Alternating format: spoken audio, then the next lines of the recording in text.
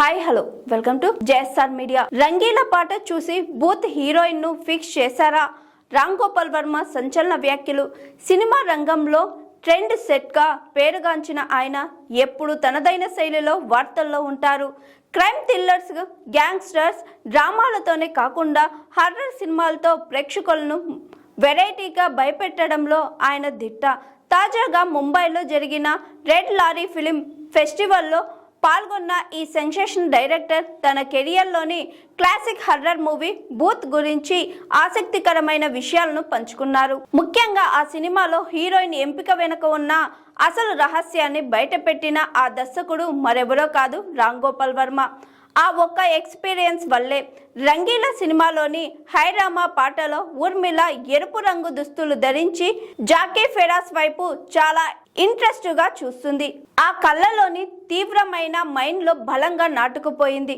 ఆ ఒక్క close shot చూసినప్పుడే బూత్ సినిమాలో అలాంటి పవర్ఫుల్ పాత్రను ఆమె మాత్రమే చేయగలదని నేను నిర్ణయించుకున్నాను అని వర్మ తెలిపారు. ఊర్మిళతో మళ్ళీ సినిమా చేస్తారా అన్న ప్రశ్నకు ఆయన ప్రస్తుతానికి లేదని సమాధానమిచ్చారు.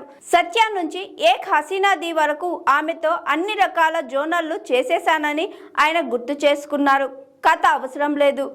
ఆర్జీవి హర్రర్ సినిమాల గురించి మాట్లాడుతూ, ఒక హర్రర్ సినిమాకు ఎక్కువ కథ ఉండక్కర్లేదు. కథ పెరిగే కొద్దీ భయం తగ్గుతుంది.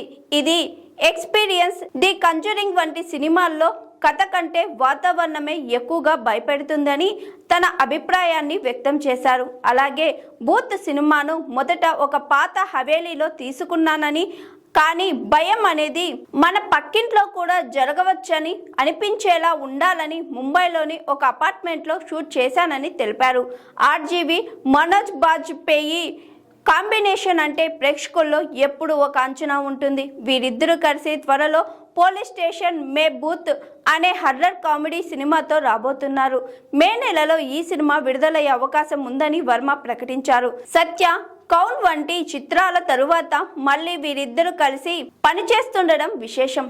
ఆర్జీవి మాటల్లో చెప్పాలంటే హర్రర్ అంటే ఎదుటి వారిని భయపెట్టడాన్ని ప్రేమించడం, తక్కువ శబ్దం, ఎక్కువ నటుల హావభావాలతో భయాన్ని పండించడంలో ఆయన సిద్ధహస్తుడు. త్వరలో రాబోతున్న ఆయన కొత్త చిత్రం ప్రేక్షకులను ఎలా అలరిస్తుందో వేచి చూడాలి.